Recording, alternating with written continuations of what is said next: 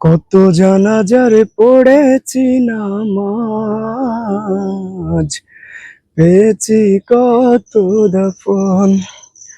কত জানাজার পড়েছি নামাজ, দিয়েছি কত দাফন।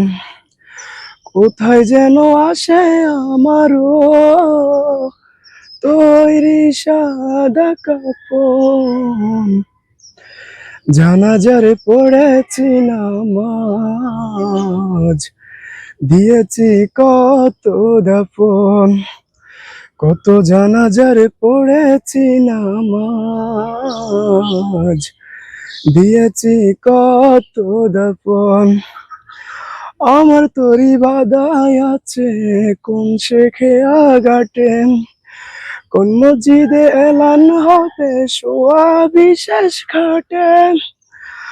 আমার তরি বাদায় আছে কোন শেখে আঘাটে, কোন মসজিদে এলান হবে শোয়া বিশেষ খাটে।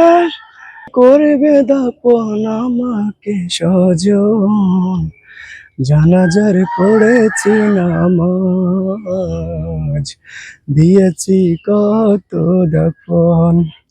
কত জানাজার পড়েছি নামাজ, পেয়েছি কত দাফন।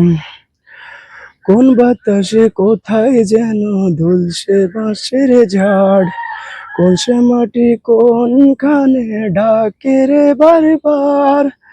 কোন বাতাসে কোথায় যেন দুলছে বাঁশের ঝাড়, কোন সে মাটি কোনখানে ডাকে রে বারবার। কোথায় যেন বর যাত্রী আছে রে চারজন, জানাজার পড়েছি নামাজ, দিয়েছি কত দাফন। কত জানাজার পড়েছি নামাজ,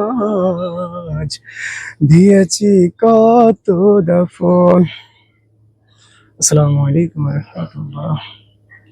চেষ্টা করি বুঝছেন, গলাটা ভাঙ্গা, তবু আমাদের মাঝে কত অহংকার, আফসোস লাগে।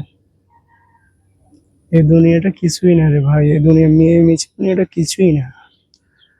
একটা কথা ভাবেন, মন দিল দিয়ে ভাবেন, কবরের ভিতরে যদি আপনার, সবাইকে তো মরতে হবে, কবরের ভিতরে তো যাইতে হবে, কিন্তু দুঃখের বিষয় আমরা জায়গা সম্পত্তি ইত্যাদি, অহংকার, হিংসা, বিদ্বেষ ইত্যাদি নিয়ে আমাদের কত বাড়াবাড়ি, ভাই ভাই দ্বন্দ্ব, আত্মীয় স্বজন সবার প্রতি হিংসা, বিদ্বেষ, অহংকার ইত্যাদি।